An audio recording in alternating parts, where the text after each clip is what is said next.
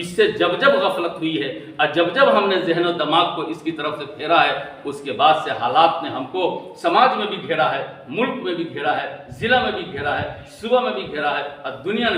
میں بھی گھیرا ہے۔ السلام علیکم ورحمۃ اللہ وبرکاتہ۔ الحمد للہ حمد الشاکرین وبہ نستعین والصلاة والسلام علی رسولہ الکریم وعلی آلہ واصحابہ واہل بیتہ اجمعین، اما بعد فقد قال اللہ تعالی فی القرآن المجید فاعوذ باللہ من الشیطان الرجیم بسم اللہ الرحمن الرحیم کنتم خیر امۃ اخرجت للناس تأمرون بالمعروف وتنہون عن المنکر وتؤمنون باللہ، صدق اللہ العظیم۔ برادران گرامی، بزرگان محترم، دینی و ایمانی بھائیوں، حاضرین و ناظرین،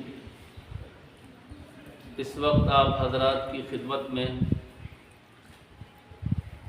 قرآن مقدس سے ایک چھوٹی سی آیت کو پڑھنے کا شرف حاصل کیا ہے اور ہم تمام لوگوں کو سننے کی سعادت ملی ہے۔ اس آیت کے ذیل میں چند باتیں عرض کرنی ہیں، اللہ پاک توجہ سے سننے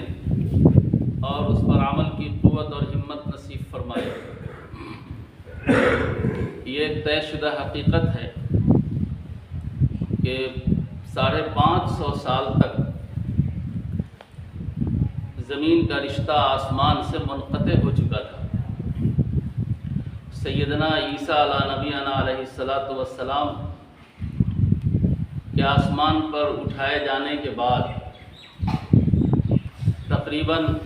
550 سال کا عرصہ ہوتا ہے کہ آسمان کا رشتہ زمین سے اور زمین کا رشتہ آسمان سے بندوں کی رشد و ہدایت کے حوالے سے ختم ہو چکا تھا۔ اب ظاہر بات ہے کہ گھر چھوٹا ہوتا ہے، بڑا ہوتا ہے۔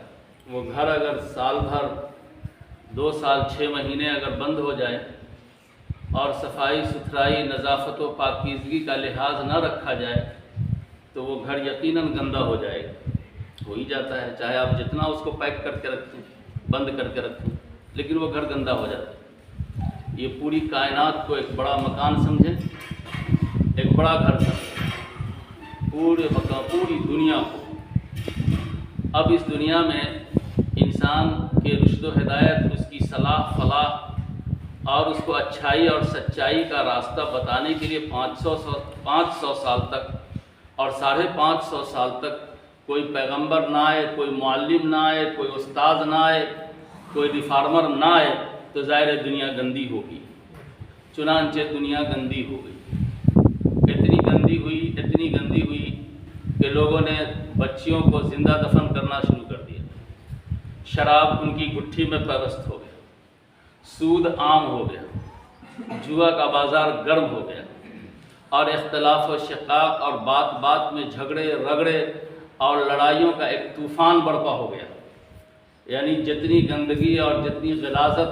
ہم اور آپ اپنے دماغ سے سوچ سکتے ہیں، اس سے کئی گنا زیادہ دنیا گندی ہو گئی۔ اس کے بعد اس دنیا کی تطہیر کے لیے اور اس کی پاکی اور صفائی کے لیے دنیا انسانیت کو انسانیت کا پیغام اور دنیا انسانیت کو اس کے خالق و مالک سے جوڑنے کے لیے آخر میں اللہ تعالیٰ نے حبیب لبیب حضرت محمد الرسول اللہ صلی اللہ علیہ وسلم کو مبعوث فرمایا۔ رسول اللہ صلی اللہ علیہ وسلم نے اپنا مشن مکمل کیا اور اس مشن اور نبوت کے کام کے نتیجے میں ایک امت برپا ہوئی۔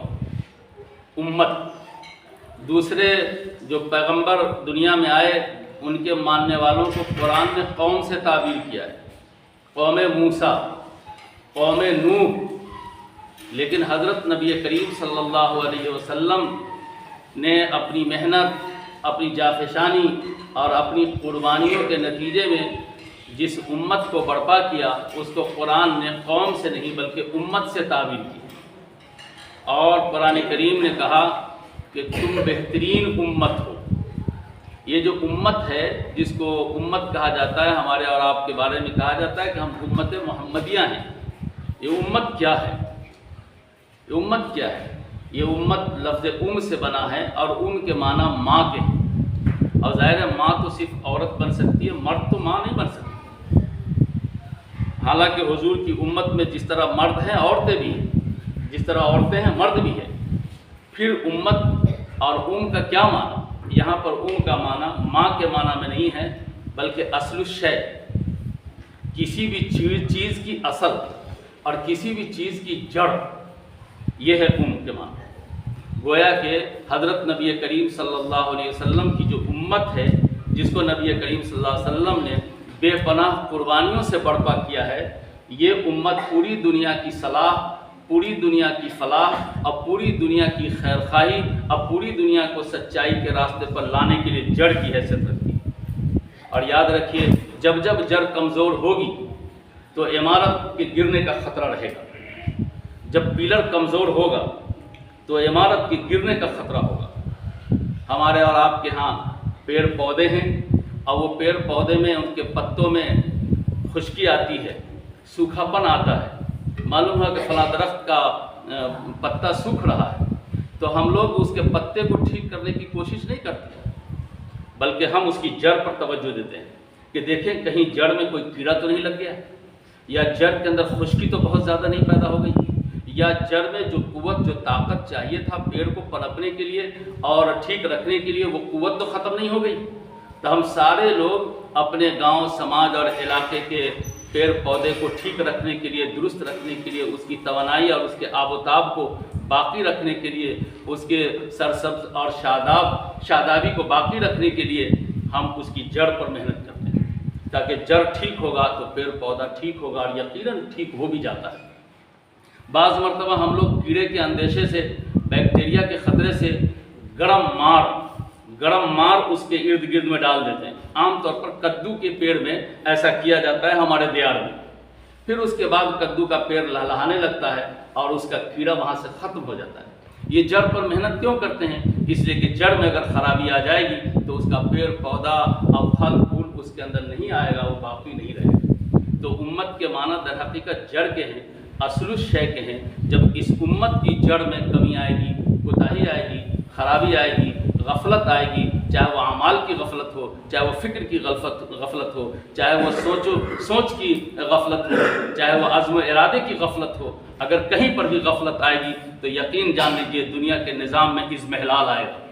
دنیا کے نظام میں کمزوری آئے گی، پورا امن نظام نہیں رہے گا، شانتی نہیں رہے گی۔ اس لیے ہم کو اور آپ کو اللہ کے رسول صلی اللہ علیہ وسلم نے ہزار جتن اور بے پناہ قربانیوں کے ذریعے سے برپا کیا تاکہ ہم ٹھیک رہیں، اچھے رہیں۔ تو یقیناً یہ امت پوری دنیا کے لیے اور پورے عالم کے لیے مفید سے مفید تر ثابت رہے گی۔ فرمایا کہ کنتم خیر امت اخرجت للناس، آپ بہترین امت ہیں۔ اب بہترین امت کا بنیادی وصف یہ ہے کہ آپ صرف اپنے گاؤں کے لیے نہیں، اپنے سماج کے لیے نہیں، اپنے گھر کے لیے نہیں، بلکہ پورے عالم کے انسان کے لیے مبعوث کیے گئے ہیں۔ آپ کی بعثت ہوئی ہے، آپ کو برپا کیا گیا ہے، آپ کو تیار کیا گیا ہے، آپ کو بنایا گیا ہے، آپ نکالی گئی ہیں، اس لیے نکالی گئی ہیں تاکہ پوری دنیا انسانیت کے لیے مفید سے مفید تر رہیں۔ کام کیا ہوگا اس امت کا؟ اس امت کا کام یہ ہوگا کہ وہ اچھائی کا حکم کرے گی اور برائیوں سے روکنے کی کوشش کرے گی۔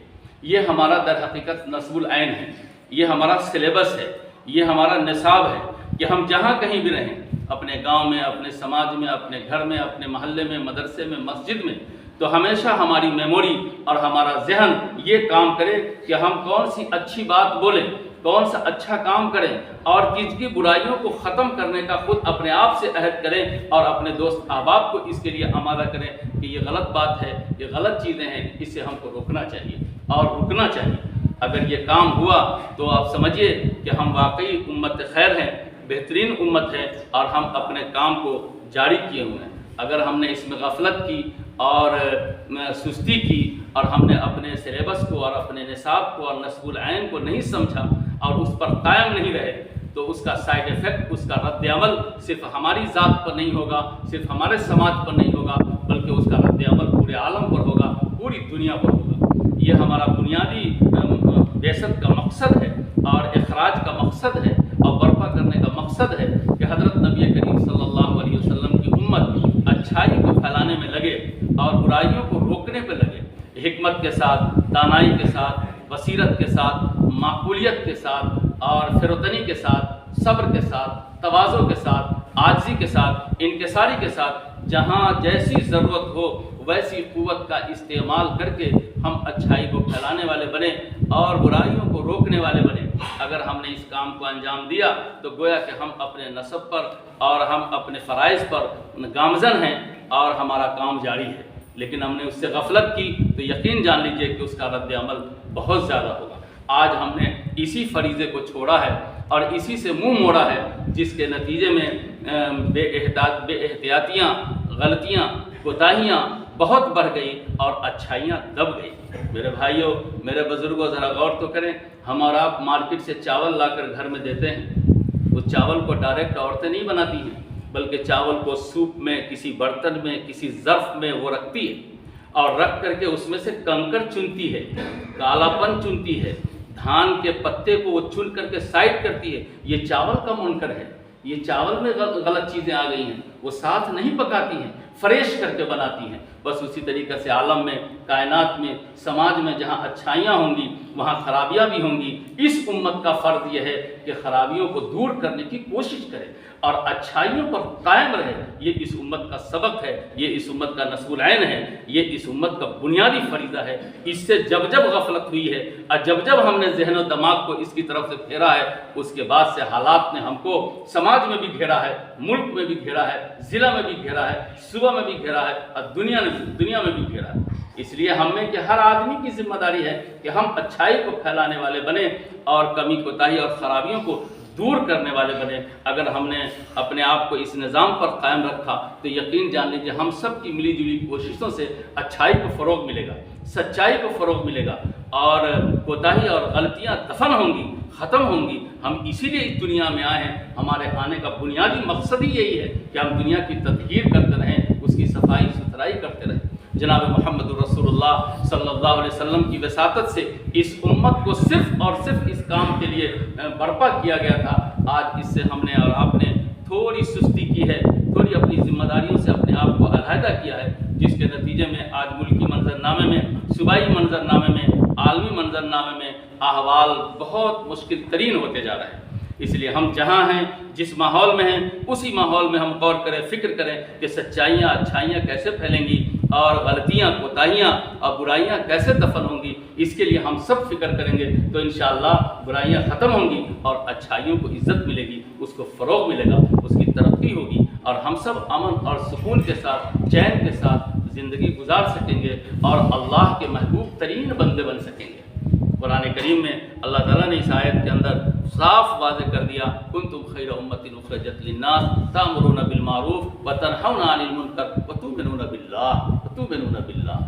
اللہ پر ایمان کے ساتھ ہم کو یہ سارا کام انجام دینا ہے۔ انشاءاللہ ہم اور آپ اس کو کریں گے تو اللہ تعالیٰ دونوں جہاں میں سرخروئی بھی دے گا، عزت بھی دے گا اور غیر محسوس طریقے پر ہمارے اور آپ کی حفاظت کا انتظام کرے گا۔ آپ دیکھ لیجئے، دنیا بھی مکر کرتی ہے اور دنیا بھی بہت ساری تدبیریں کرتی ہیں اور ہمارا اللہ بھی تدبیر کرتا ہے اور اللہ کی تدبیر بہتر تدبیر ہوتی ہے اور اللہ اپنی تدبیر کے ذریعے سے اپنے بندوں کی حفاظت کر لیتا ہے۔ نمرود نے ابراہیم کو آگ میں ڈالنے کی تدبیر کیا، اللہ نے ابراہیم کو گل گلزار بنانے کی تدبیر کر دیا، ابراہیم علیہ السلام بچ گئے۔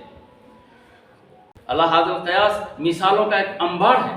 ہم اگر اپنے فرائض کو انجام دیں گے، دنیا ہمارے خلاف تدبیر کرے گی اور شاطرانہ چال چلے گی، مکر کرے گی، اللہ ہمارے اور آپ کی حفاظت کی تدبیر کرے گا۔ اللہ کی تدبیر احسن تدبیر ہوتی ہے، اللہ کی تدبیر اچھی تدبیر ہوتی ہے اور اللہ کی تدبیر کے نتیجے میں ہمارے اور آپ کی سب کی حفاظت ہوگی۔ مجھے امید ہے کہ جو بات میں نے آپ کی سماعت تک، آپ کے دل و دماغ تک پہنچانے کی کوشش کی ہے، یہ تنہا میرا کام نہیں ہے، تنہا آپ کا کام نہیں ہے، بلکہ پوری امت محمدیہ صلی اللہ علیہ وسلم کا کام ہے کہ اپنے گرد و پیش میں اپنے شعور کے مطابق، اپنے علم کے مطابق اس بات کی فکر رکھیں اور اپنی میموری میں فرسٹ پیج پر یہ جگہ دیں کہ مجھے اچھائی کو فروغ دینا ہے اور غلطی کوتاہی یا برائیوں کو مجھے خاتمے کے لیے اپنے آپ کو قبر بستہ رکھنا ہے۔ اللہ تعالیٰ ان باتوں کو ہم سب کو عمل کی قوت اور ہمت نصیب فرمائے۔ ربنا تقبل منا انک انت السمیع العلیم بحرمت محمد ابو بکر و عمر و عثمان و علی و اصحاب اجمعین و برحمتک یا ارحم الراحمین و آخر دعوانا الحمد للہ رب العالمین۔